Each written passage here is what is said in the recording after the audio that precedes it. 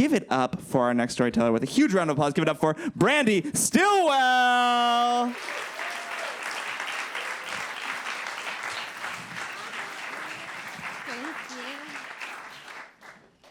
Hi. Okay, I'm in therapy. You're welcome. Thank you. And one of the things that my therapist is always trying to tell me to do is stand up for myself. But when I stand up for myself, sometimes it's questionable. For example, a few years ago, I was working at the Warner Brothers Ranch in Burbank off of Hollywood Way, and just north of the ranch is a strip mall. And at the time, there was a Vons there, and it had a Starbucks inside of it.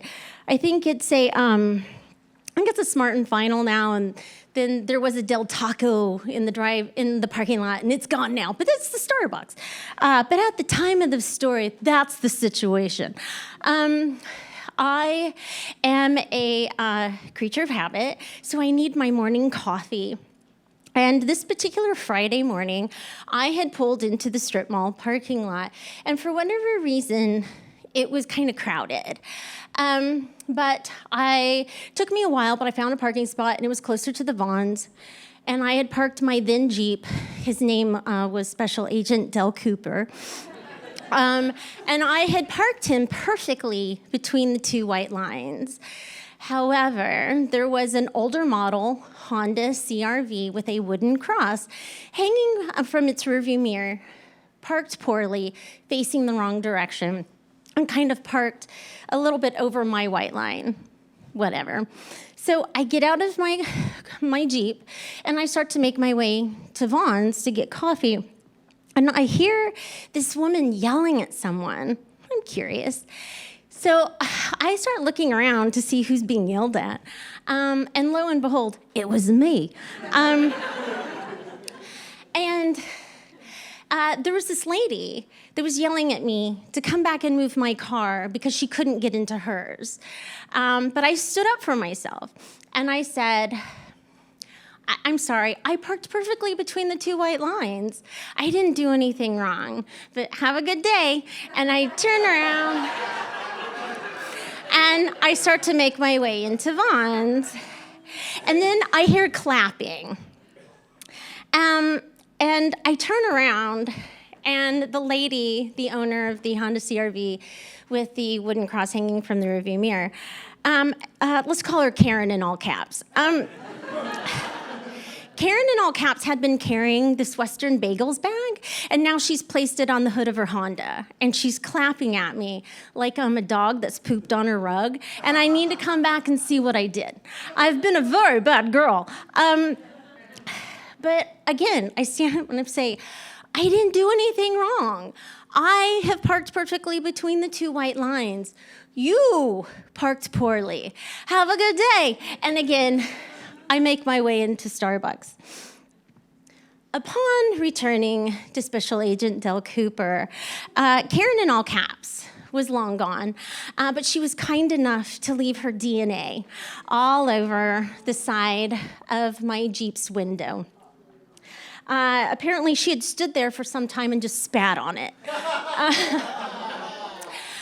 To say I was upset, I guess, would be an understatement, but always trying to find the silver lining and everything. She didn't key Special Agent Del Cooper, nor did she stab his tires. So, walk away. So I did. The following Monday morning, I am back at the same strip mall parking lot, same time, same place, same bat channel. And the only difference, really, is it's not as crowded. So here I am. I park Special Agent Del Cooper, and I start to get out of my Jeep, making my way to get my morning Joe, and I make eye contact with Karen in all caps. Karen in all caps is not excited to see me. She is holding her Western Bagels bag, but she's frantic, like she's in a bad horror movie, like flipping with her keys, trying to get in. And this day, she has parked like a normal person. She is parked perfectly between the two white lines, facing the correct direction. So this time, I can see her license plate, and just to the left of it, there's a sticker. And it's a picture of a taco, and it says, "Let's taco about Jesus." So I've profiled Karen in all caps because she seems like she's a hoot.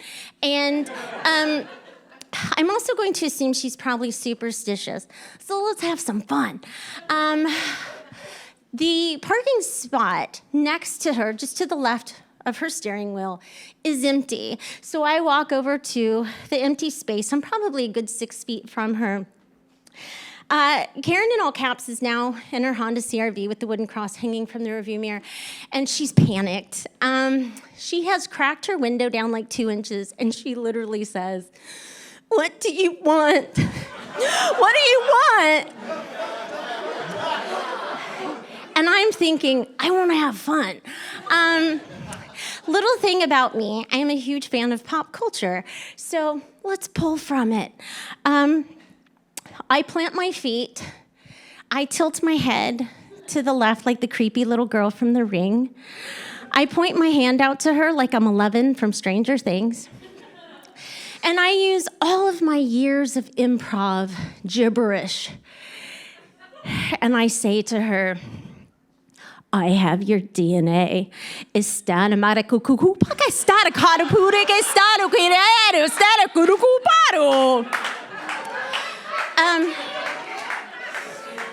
Karen, in all caps, is having a hell of a time inside her Honda CRV.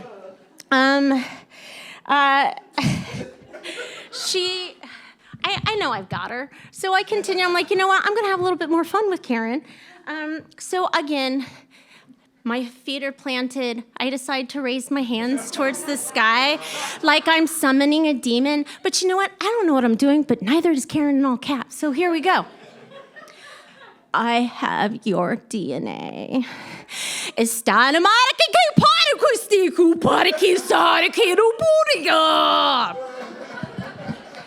Karen in all caps is now screaming like she's being murdered. She gets her car started. She throws it in reverse, slams on the brakes, and tears out of the parking lot. I walked into Starbucks with a smile on my face and a spring in my step. And sadly, I never saw Karen in all caps ever again because this creature of habit continued to go back to get my morning coffee for the remaining time that I worked at the Warner Brothers Ranch. Always on the lookout for Karen in all caps.